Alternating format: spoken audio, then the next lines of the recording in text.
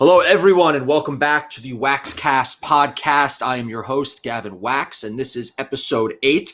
Today, I'm joined by a unique guest, an international guest, our first international guest on the show, someone who I've come to know through international politics, Mr. Davide Quadri. Davide, thank you for joining us. Hello, everyone. Thank you for inviting me. Davide, I believe you are the international secretary for Lega Giovani. Is that correct? Yes, I'm the national secretary for the youth branch of Lega Salvini.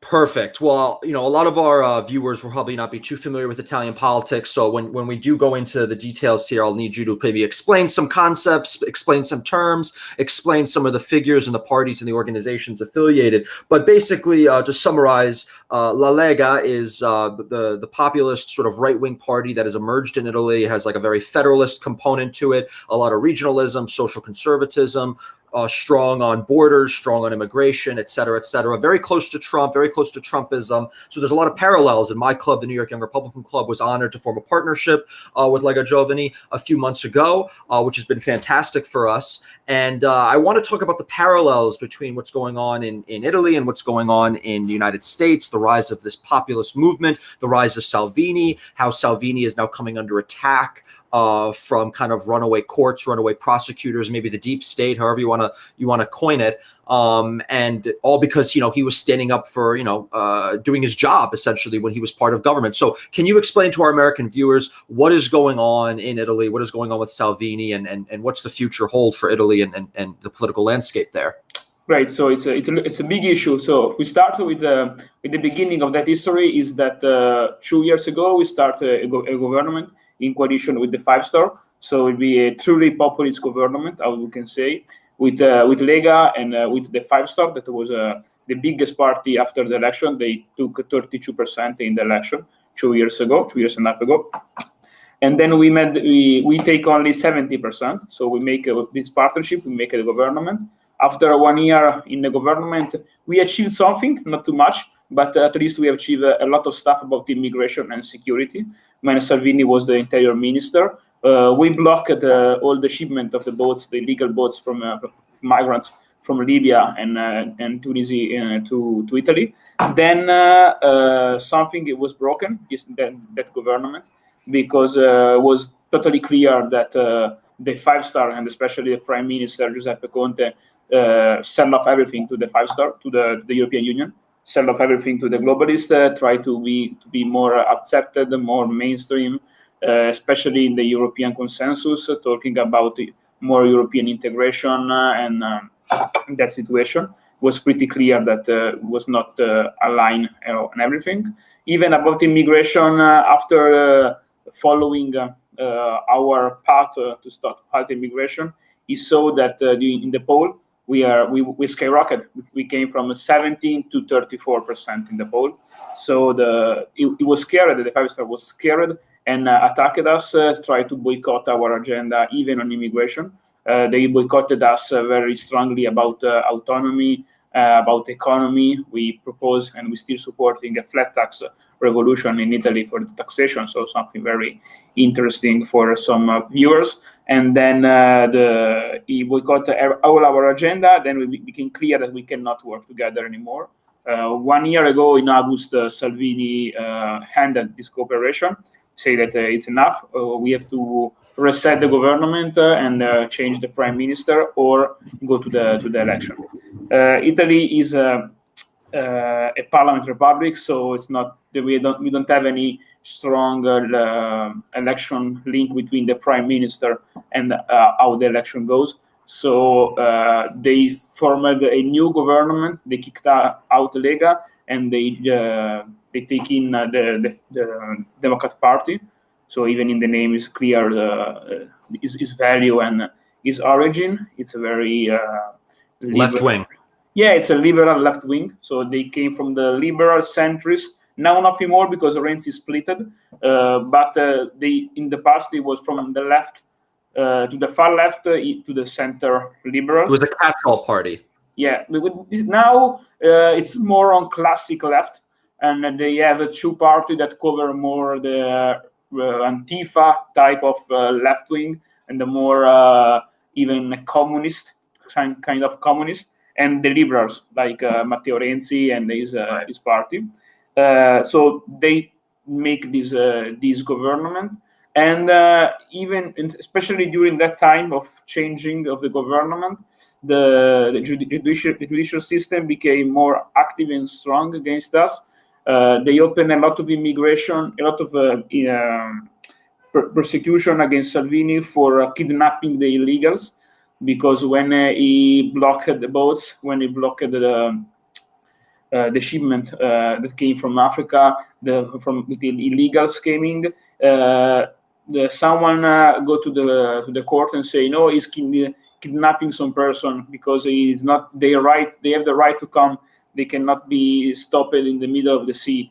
And then just to explain that to the people listening, it's kind of insane that his job as the interior minister was to enforce, immigration law, was to enforce border security, and through the course of his ministerial duties within the government, he was, forced to detain people and to prevent people from landing on Italian soil. And because he did that, they are now hitting him with kidnapping charges, which is the most insane thing ever. And did he not have, because, in most government positions, you have some kind of immunity. You have immunity from many of these things through the course of working in your elected position and your appointed position.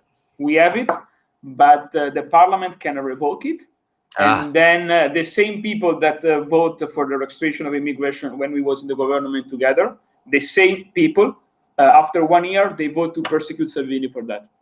So that is a corrupt system, system, and a system that it seems to be replicated across the world with many activists, justices, judges, and prosecutors going after political opponents and abusing and twisting the law to suit their agenda. Now, how do you think this is going to end up for Salvini? Do you think he'll be vindicated, or do you think he'll become a political prisoner in Italy? I don't think. I'm not sure that at the end the judicial and the judge have the interest to put it in jail or do something like that. But it's making a new spotlight on immigration, because with COVID everything was suspended, democracy was suspended, everything, politics was suspended. But then with that issue is more now on the spotlight, because they are persecuting him for doing something that was very, very popular. Even the left is doing not now the same, but before Salvini, when there was the Gentiloni government, before the election, 2.5 years or 3 years ago, they are pushing the same agenda. They was very strong against immigration, but then so they know that the voters like it. The voters are supporting of that, because they don't want no borders. They want real borders. So I think it's kind of interesting, because it can have some good impact for us in the poll, but at the same time, it's for them to show how they can change the face every time. 2 days ago, when there was the trial, when Salvini was in Sicily for that, yesterday, I think, not 2 days ago, yesterday, there was a minister that was the minister for the infrastructure, so he's also in charge of the coastal guards. And he say, I don't remember if I signed the act to block the boats. When there is the same person have a video 1 year ago say, we together, not only Salvini, blocked the boats. So it explains a lot how he's corrupt and fake. That a lot of betrayals, a lot of phoniness, a lot of two-facedness, because they were all part of the coalition originally, and they were all on the same page, and now they've all thrown him to the wolves. Yeah, now, I think Mr. Conte, the Italian, unfortunately, prime minister, after signing the law, the secure for immigration and also for security law that was proposed by Salvini last week. He supported that the government have to change that law. The same person. So in the Chamber of Deputies, when there is voting on that, a lot of people from Lega and from other right-wing party take after the picture with Salvini and Conte sharing the documents and say we have seen that. So now they are changing the face for everything. And now you mentioned earlier that basically democracy in Italy has been suspended because of COVID. What does that mean for the future of Lega? When are the next elections? Do you have hope for increasing your mandate, for increasing seats, for increasing control? Do you think Lega will continue to grow as a party? Or do you think a lot of these things have set it back politically? Well, we have had a regional election in September. We have win, not too much, but we have win. Now we control like a right-wing coalition, 15 out of 20 region in Italy. So we are controlling a lot of territory. In the poll, the right-wing coalition is polling around 48, 52% daily. So maybe there is some shifting of the votes inside the coalition, because maybe even about COVID or about some situation, the voters maybe change their mind, but in the same galaxy, in the same coalition. So I think as soon as possible that we get national election, I think is only up to the right wing to make a government, only us. But the time, I think it's going to be creepy, because the official deadline would be in 2023. But then we have also the election of the President of the Republic. And 6 months before and 6 months after the election of the President of the Republic that is elected by the Parliament, he cannot dissolve the Parliament. So there is 1 year when everything is kind of suspended. So I think it can be at least the end of 2022, 2023 that we can have a normal election. I hope that can be easily before, because this government, even if it's that government is only the point is not allow Salvini to take the power, not allow Salvini to win the election. That's all that unifies them. Yeah, that is the only point that they can take them together. But even if they have the goal, they are fighting each other a lot about the European Union, about even some personal stuff, personal situation. So they are not governing very well, and maybe more the centrist liberal can push for change the government. I don't think they can push for a new election, because they know that they will dissolve. They don't take any seat, they disappear. So they are polling very bad. So they don't have any gain in calling for snap election. But maybe to change something in that government. You know, Italian politics, usually it's very chaotic. It changes a lot daily. We can have a government, and then after 3 months another. So it's very complicated to have a clear prediction of what is going on. Yeah, it's very typical for Italy, the chaos and how complicated things may seem, especially to an American audience. But I wanted to ask you, I mean, originally this was kind of this, maybe not right wing, but certainly a populist coalition with Cinque Stelle. What happened to them? Are they phonies? Are they legitimate? What is their basis? What is their ideology? Now they are collapsing. That they take 32%. Now they are polling between 10 and 15. So they have disappeared. Where is Lega polling? Lega is still polling around 25. We take 30. Would that make it the largest party? Would that make it the largest party? Yeah, we still be the largest party in Italy. We take 34 in the European election, but we know that also European election is a different scenario than normal national election. Yeah, and also the voters is different. So we're still polling like the biggest party around 25 to 30. Depends by also, especially that during that COVID time, it was more complicated for a populist movement to take in the good type of populism, because you need the people, you need to campaign, you need to stay with the people, to travel a lot, and with COVID you cannot do it. You don't have a rally. It's the first year that we don't have any national rally like Lega. It's very complicated to have even the spotlight with that situation, because when you have a rally, you have the national spotlight. People look at you, television talk about you. So without that, it's very complicated. It's killed everything. But that's what I wanted to actually touch on next, COVID in Italy, because when COVID was first emerging, one of the first countries it hit in the West was Italy. It hit it hard, and we saw the numbers, and the numbers of the death count and the number of people dying. It was extremely high. It was horrendous. Everyone got very worried, because when the numbers in China or the numbers in Iran, no one really believed them, because they didn't know what was real, what was fake. But when it came to Italy, they said, okay, this is a Western country. This is a democracy. These are real numbers. This is scary. And that was kind of the impetus for a lot of the mass hysteria. A lot of people got scared. They shut down, et cetera, et cetera, et cetera. Italy was originally at like the core of it. What is the situation now in Italy? Are people pushing back against the lockdowns? Are they pushing back against the mandates? Are they sick of this? Is it still impacting Italy medically? I mean, what is the situation? Well, for China, we are the first country that made COVID, but it's another funny story. not so funny, not so funny. Well, it's ridiculous. Ridiculous, not funny, not funny. Well, the situation in Italy is still very complicated, happily, because we was the most infected European country. We have the number of deaths, or we are compared to people. So we are not in a very good situation. There is no Italian good job benchmark for COVID, not at all. A lot of our government used to say that the WHO say that we are the best study case for how to engage with COVID. Not true. And if you believe the WHO, I think it's a problem. But despite that, we are not in a very good situation. Now we have relaxing the restriction for Christmas, and because the healthcare is doing better, because we know how to treat, we have more high intensity health unit in the hospital. So we are improving a lot. But then the situation is not totally free. We still have a mask mandate everywhere.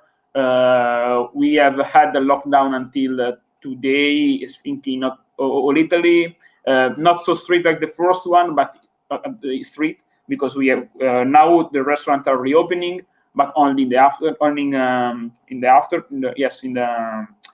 for lunch, not for dinner, right. And because COVID only spreads at night. Remember? Yeah, on the night, and they have to limit the social activity. At least we was not so strict like maybe France or now Germany or here in Belgium where I live. That is more was very tough. I think that even there all the religious places are closed. They don't have any mass, but even for the other communities, kind of in Italy at least we still have it. It's still kind of normal, that situation, but was not so easy. And the people are sick and tired of that situation.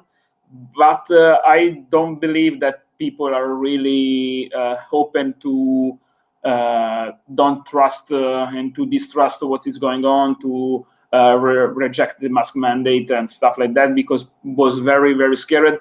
And everyone now, this is a very social creepy situation, because today all the shops are open in Milano and in all the big city, so it's full of people going to shop because it's Christmas time, and people want to leave. They spend 1-2 months at home. They want to go outside, but the same people that maybe are outside are on the social media blaming because people is outside and now we are gonna die. So I think it's a very also psychological bubble. That's the situation with COVID, that we need some year to understand how tricky it was and how tricky. Yeah, and also how tricky is the situation when a society can freeze itself to preserve. We don't know what, but it's this technocratic dictatorship, and it's sweeping the world, not just Italy, the United States, all of Europe. It's a real sad state of affairs. I mean, something else I wanted to touch on is how Lega changed, how Lega changed under Salvini. It used to be Lega Nord. It was really just a northern regionalist type of party. It didn't have a coherent ideology. There were people that were more on the left, there were people more on the right, but they were sort of united by this sort of regionalist type of approach. Now with the dropping of Nord, and you've made gains, I believe, in the south, and you've started to branch out to other regions of Italy. Is this changing of the party in terms of rebranding it to be all of Italy, to rebrand it to be more right wing? Is that what you attribute a lot of the success and gains that Lega has made over the last few years? Yeah, kind of. We have we still have the historical voters, because where I came from, I'm from Varese when Lega was founded in 1982. So, and also I'm in Lega since when I was 16. So it's around 12 years, something like that. So we think ideologically we still have the same path, more regionalist, more identitarian, not globalist. And so and also for less taxation. So that is the point that we have had. And everything about that, taxation, immigration, and identity. But we have approached it to a more national party. We we have win. We have the mayor of Potenza in Basilicata in the deep south. We have the governor in Calabria now. Was a deputy governor. Unfortunately, the former governor died, so now is the governor. We have the governor in Sardinia. So we are a national party, and also we are polling very good in the south, especially in some more rural parts, because they are more conservative and they are not any type of liberal or maybe assistential also type of voters. And it's very interesting, because if you see also the poll in the north and the election in the north, becoming nationally, we have gained more even locally. So it's a very interesting situation, because even I think that the same voters, because they are not changing too much in a small village and in the countryside, that are voting more relaxed to Lega when it became a national party than when it was only a local party. So it's kind of interesting stuff. And it's that's had a down ballot effect. Yeah, and also I think it's very figured also on Salvini character, because people, especially after the 90s, became more interesting in the person that they vote. So it became more a personal vote, and rather than party. And that's helped a lot.